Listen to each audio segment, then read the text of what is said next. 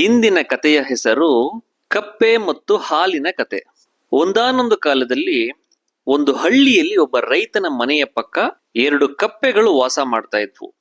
ಒಂದು ದಿನ ಆ ರೈತ ಹಾಲಿನ ಕೆನೆ ತುಂಬಿದ ಮಡಕೆಯನ್ನು ಅಡುಗೆ ಮನೆಯಲ್ಲಿ ಇಟ್ಟಿದ್ದನು. ಈ ಕಪ್ಪೆಗಳಿಗೆ ಆ ಮಡಕೆ ಕಾಣಿಸಿತು. ಆ ಮಡಕೆಯ ಒಳಗಡೆ ಏನಿದೆ ಎಂದು ಬಹಳ ಕುತೂಹಲವಾಯಿತು ಈ ಕಪ್ಪೆಗಳಿಗೆ.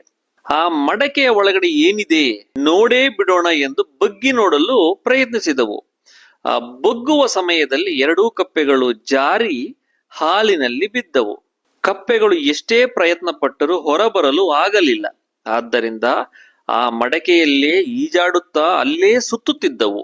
ಅದರಲ್ಲಿ ಒಂದು ಕಪ್ಪೆ ಬಹಳ ಭಯ ಪಡ್ತಾ ಇತ್ತು. ಇನ್ನೊಂದು ಕಪ್ಪೆಗೆ ಹೇಳಿತು, ಓಹೋ, ಇದು ನನ್ನ ಜೀವನದ ಕೊನೆಯ ಸಮಯ, ನಾನಿನ್ನು ಬದುಕುವುದಿಲ್ಲ ಎಂದು ಈಜುವುದನ್ನು ನಿಲ್ಲಿಸಿ ನಂತರ ಅದೇ ಹಾಲಿನಲ್ಲಿ ಮುಳುಗಿ ಸತ್ತು ಹೋಯಿತು. ಆದರೆ ಇನ್ನೊಂದು ಕಪ್ಪೆ ತುಂಬಾ ಬುದ್ಧಿವಂತ ಮತ್ತು ಧೈರ್ಯಶಾಲಿ.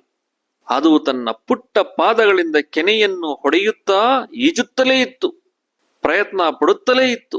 ಇದರಿಂದ ಕೆನೆ ಒಂದು ಬೆಣ್ಣೆಯ ಮುದ್ದೆಯಾಯಿತು. ನಂತರ ಕಪ್ಪೆ ಬೆಣ್ಣೆಯ ಮುದ್ದೆಯ ಮೇಲೆ ಎಗರಿ ಹೊರಗೆ ಹಾರಿತು. ಈ ಕಥೆಯ ನೀತಿ ಏನಪ್ಪಾ ಅಂದ್ರೆ, ನಾವು ಯಾವುದೇ ಕಷ್ಟದಲ್ಲಿ ಸಿಲುಕಿದಾಗ ಪ್ರಯತ್ನವನ್ನು ಬಿಟ್ಟು ಕೊಡಬಾರದು, ಪ್ರಯತ್ನಿಸುತ್ತಲೇ ಇರಬೇಕು. ಆಗಲೇ ದಡವನ್ನು ಸೇರಲು ಸಾಧ್ಯ, ಗುರಿಯನ್ನು ಮುಟ್ಟಲು ಸಾಧ್ಯ. ಕಪ್ಪೆಯು ಪ್ರಯತ್ನ ಪಟ್ಟಿದ್ದರಿಂದಲೇ ಅದು ದಡವನ್ನು ಸೇರಲು ಸಾಧ್ಯವಾಯಿತು. ಆದ್ದರಿಂದ ಸ್ನೇಹಿತರೆ, ಯಾವುದೇ ಕೆಲಸವನ್ನು ಮಾಡಬೇಕಾದರೆ, ಯಾವುದೇ ಕಷ್ಟದಲ್ಲಿದ್ದರೂ ಸಹ ಭರವಸೆ, ವಿಶ್ವಾಸವನ್ನು ಕಳೆದುಕೊಳ್ಳಬೇಡಿ. ಭರವಸೆಯಿಂದ, ವಿಶ್ವಾಸದಿಂದ ಮಾತ್ರ ನಾವು ಯಾವುದೇ ಕೆಲಸವನ್ನು ಗೆಲ್ಲಲು ಸಾಧ್ಯ. ಈ ಕಥೆಯು ನಿಮಗೆ ಇಷ್ಟವಾಗಿದ್ದರೆ ಚಾನೆಲ್ ಅನ್ನು ಸಬ್ಸ್ಕ್ರೈಬ್ ಮಾಡಿ, ಲೈಕ್ ಮಾಡಿ, ಕಮೆಂಟ್ ಮಾಡಿ ಹಾಗೂ ಶೇರ್ ಮಾಡಿ. ಇನ್ನಿತರ ನೀತಿ ಕಥೆಗಳನ್ನು ಹೇಳುತ್ತಿರುವೆ.